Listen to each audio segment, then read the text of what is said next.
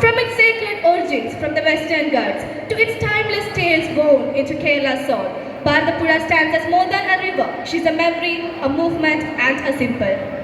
In this special broadcast, we reflect on her journey, examine the threats that she faces, and most importantly, celebrate the people striving to protect her. So stay with us as we travel through signs, stories, and voices that speak for the river. To begin with, we have our reporter, Elena Roy, live from the banks of Nila. Hello Elena, can you hear me? Yes, you are audible.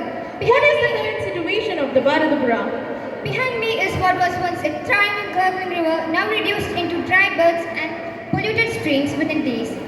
With me is a local citizen who has lived her entire life in the banks of river. Hello ma'am, may I know your name and whereabouts? Hello, I'm Annie Davis and I live in a village just few meters away from the river Nila, and currently I'm working as a chartered accountant. May I know how has the river changed over the years? Bharatapuzha is not just water, it's history. Can you give us an account on it? Yes, the river Nila is not just a geographical landmark, it also holds spiritual and cultural significance within the people believing that the river was sacred and connected with the region like the festival of Mamanka. Do you think that there is any change happening? Now it's just a shadow of what it was. We used to bath here, drink from it, and even catch fishes. But now it's full of waste and plastic, and the water has gone far back. May I know if this has affected your community? Yes, our wells are drying, farming becomes harder, and cultural gatherings and temple festivals once centered on the river. But now we are losing our connections, our heritage. We understand your crisis and hope we can resolve it. The pain of the people here is real and urgent. Now back to you in the studio. Thank you Elena, we'll come back to you again. As we heard, the river is in a dire state and is in desperate need of restoration. Yes, which is why we need expert opinions from reliable sources. So, joining us now is Dr. Madhavi Menu, a renowned ecologist and conservation specialist who has led multiple conservation studies in and across Kerala. Welcome, ma'am. Thank you, Mantha. It's a pleasure to be here and to see that the young minds are bringing attention to this vital issue. Doctor, can you help our viewers understand what is the scientific reasons behind Bharatapuzha's decline? Sure. Certainly, the rivers like Bharatapuzha are living ecosystem. Their health depends on the balance between sediment transport, biodiversity, natural flow, and human use, isn't it? Yes, ma'am, we get it. So, what we are seeing is it is the hydrological disruption. Over extraction of water, damming, and sand mining leads to the interruption of rivers' natural flow. Without proper flow, the sediment doesn't reach the downstream. This not only affects the riverbanks, but also it affects groundwater recharge and aquatic life. We often hear about sand mining being dangerous. Why is it so harmful? Sand mining, especially when unregulated, removes the riverbed's foundation. This leads to the erosion of riverbanks, collapsing of landing area, lowering of water table, and even bridge failures. The aquatic species like freshwater turtle and native fishes lost all their habitats. It's like removing a root of a tree. Everything above starts to collapse.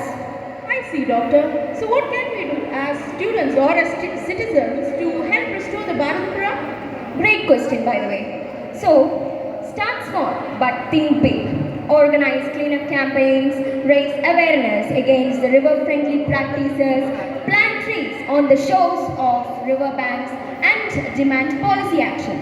But most importantly, don't treat a river just as a resource, but as a living system. She needs care, not just use. Thank you, Dr. Madhavi. That was quite insightful and eye-opening. Now, to speak about the government efforts, or like as some of them might say, we have Ms. Nirmala Nair, the member of Kerala Legislative Assembly, joining us online. Welcome, ma'am. Thank you, and I appreciate this opportunity. Ma'am, the Bharatapuzha is crying out for help. Locals say it's been years of promises, but very little change. What exactly has the government done? I understand the frustration. The government has initiated multiple cleanup drives, reforestation programs along the riverbank, and also we have imposed illegal mining, especially sand mining. And also we started effective monitoring of the river flow and the partnership with NGO for conservation. Oh God, how effectively has this really been? Because where we are sitting, the river still looks tired and broken. We are not magicians. It needs time, especially it needs consideration. Just don't sit back and complain. We need cooperation.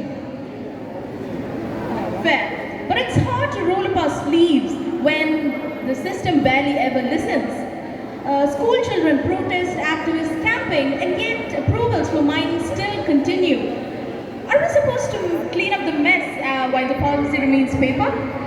I appreciate criticism, but not cynicism.